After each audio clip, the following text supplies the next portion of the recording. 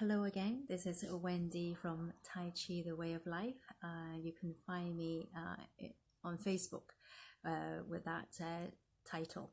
I have got my earpiece because last time you said you couldn't hear me. I hope this is making a difference to my video. Right, so do subscribe to my channel and thank you for coming on. So if you subscribe down there, that would be wonderful, and thank you for your support. This video probably a little extension to my previous one when I talked about the validity of Tai Chi. So this has so I'm going to discuss about the central thinking of Tai Chi. Is it part of Kung Fu? So I did write in my post that I think in the Western world that you lump all the Chinese martial arts under the title under the Kung Fu. Probably I can't decide yet. Anyway, so as I've written on the post that over time, yes, a lot of the skills has probably been lost. One of the main reason is it's political reason. People were scared to pass on the powerful force, the strength, or the powerful bit of Kung Fu, in this case Tai Chi. They were designed because people use them for defense, and it was also used in military. Lots of generals had great martial arts skills, whether it is Tai Chi or Kung Fu. And then, of course, then it kept going through history, and so the authority, or if you like, the dynasty, felt threatened, and then they stopped it from being taught. Or if they know you have this great skill, they might kill you, especially when firearm came about. You can just shoot someone, couldn't you? Doesn't matter how great you are in fighting, hold a gun into your head. Of course, there's other reason, like said, just the lack of ability to learn, and the unwillingness of whatever master to pass on their skills, because again they may feel threatened that they may get eliminated. All right, there's something to do with the culture of Chinese people. I think it's probably still quite true. Anyway, so the central thinking of Tai Chi is actually not to kill your enemies. Even though they are your enemies, you don't kill them. So that's the central thinking of Tai Chi. So even before you do any martial arts in Tai Chi training, this is what they look after their health. So they will train. They will actually do other kind of training. They probably be told to go into a deep stance for hours on end, on carrying. I'm sure you've seen all this, and it's true. And they probably have to carry water and as part of their daily routine, all the way up the mountains or whatever not. So the physicals, they've got stamina and they are strong and probably very, very lean. And also the health is not just training, it's also your nutrition. I have a Tai Chi group, and it's a balanced lifestyle, it's called. We are very, very much into having a balanced balanced lifestyle, and that includes what you eat and how you go about your life. So you don't do too much physical training, and you don't sleep too much. So everything is balanced, and what you eat, everything. So you don't eat too much of one thing. You don't drink too much alcohol. and of course some substance you wouldn't eat because they are toxic to the body. Like rewind back to my other post, your original chi. So ultimately, so Tai Chi, although it was designed for defense in the military, so the ethos of it is that it's not to kill. It's not to kill, and they don't then, because they got this great skill, they go and seek after their enemies, even though people seek after them. So they trying to avoid it. So that's the central thinking of Tai Chi. So before you even learn anything, so you need to be healthy, physically, and not having everything balanced internally, balanced, so you're top notch basically. And another thing that's very, very important in Tai Chi, and if you do Tai Chi, you will know this, it's the cultivation of the mind, which is Sun. It's a massive thing, and so how do you cultivate the mind? So they are encouraged, and they have to actually read the scripture. And obviously, because of the culture of the of Chinese, they a lot of them are Taoist, so they would read the script, the literature from Taoist, or that has written these scriptures. But I mean, me personally, because I'm a Christian, so I read the Bible as the scripture that I read, and so it's an ongoing thing. So you do this daily. So that's why I always start my day with my meditation on the scripture. That's the first thing I do, because that helps me to cultivate my mind. So why do they want, why do they tell them so all students, they need to read the scripture?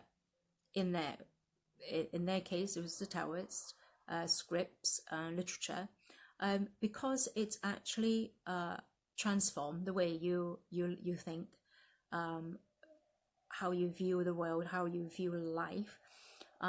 It will transform the way you live.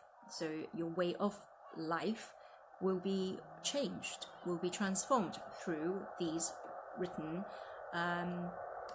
literature.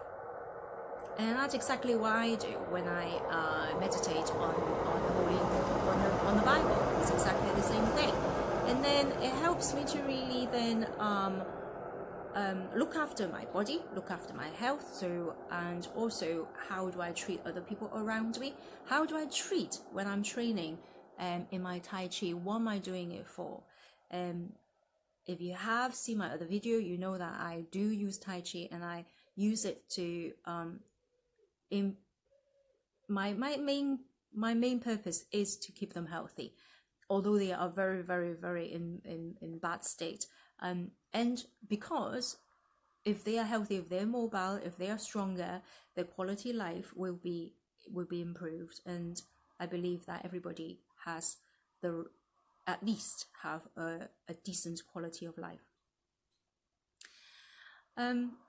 So there we are. So those are the three main things before you even start. So when you have done all that, don't know how many years it takes for them to the master say, all right, okay, I teach you some forms, and this is the time when they are then ready to actually learn some forms. Okay. But with all that's gone on for I don't know how many years before they were allowed to actually even be taught any forms, don't forget the mind's being cultivated by studying and physical training. All right. And so one of the fundamentals which you will know as well is that we are in Tai Chi, you're quiet, it's all inside your Sun. All right, gives you another post of mine, another video of mine. So your Sun, if you have Sun, then you are able to have the willpower, all right, or brain power, if you like, a consciousness in the mind, of the mind, and the awareness of your body and your surrounding and you yourself as a person, to then able to have the intention to actually learn the forms in the way it's supposed to be learned. So what do I mean by learning the forms that the way it's supposed to be learned? Because when with Tai Chi, so when they are in battle, okay, when they are fighting, if they have to fight, although they don't seek to fight, they only have to fight when they are forced to fight. If they have, that means there's no way out. Of course, in a battle, if you don't fight, you're going to get killed. So the softness in Tai Chi is the same. So the principle of Tai Chi is that if I am focusing on the combat side. So this is what they do. So it's the softness of the body. So when somebody come at you in great force, because the softness of your body, you almost like the force that come at you, they almost drop back with you because you're so it's not like really, and then you think, ow, that's really hurt. But then if it's nice and soft, it goes, your arms, your hand moves. So first time around, I kept it really tight, and it's like, and I really felt that impact. So having that softness of your body, it just kind of the impact flows away with you. So that's one thing, and that's why we practice in that as an art, to be able to relax your body and let those body not tense up, and your joints, it's all relaxed and loose, opened up in your entire. So I'm not going to be talking about the chi, because that's actually another subject. So that's one thing. And then the other thing that also is, you use your opponent's force. So again, if that force is coming at you, so being softer, it flows with you, and then you use that force that's kind of gone along with you. Then, because of your chi, right, your own power, along with your opponent's power that came at you, and then you counteract. You basically you attack with not just your own strength, but with your opponent's strength. So that's another a principle of Tai Chi in that's. And then you also have so what do we do? Yeah, so the chi bit, where we talk about rooting, don't we? In Tai Chi, we root. So again, so the principle of in a combat situation, in the martial art application, is that the rooting. So the strength actually comes from the floor. This is from down there. So it's your rooting. So the strength comes from the ground, and then when you release this, the power is from your heart. That's what they say. Okay, it's quite tricky in trying to translate these Chinese characters into English and trying to explain what they are, because four characters in Chinese can mean a lot, really loads of meaning in there, and I don't think I haven't justified it at all, and just touching the surface. And also, what do we do? So another thing is that, and they've probably done it for years, it's the cultivation of the mind. So you quiet your mind so much, you have this ability, like I said, it's an art actually, to really just shut any inner voices that there are, or any just distraction. Your mind is so quiet, it actually elevates your other sensory function, which includes of your sight, your hearing, your smell, and your touch. So why is that important? Because then it helps you to anticipate your opponent. So you can almost, it's the ability of such an awareness, all right, that you don't even allow yourself to be distracted. So you could anticipate your opponent a bit better. These are not, I didn't say this. This is how it is with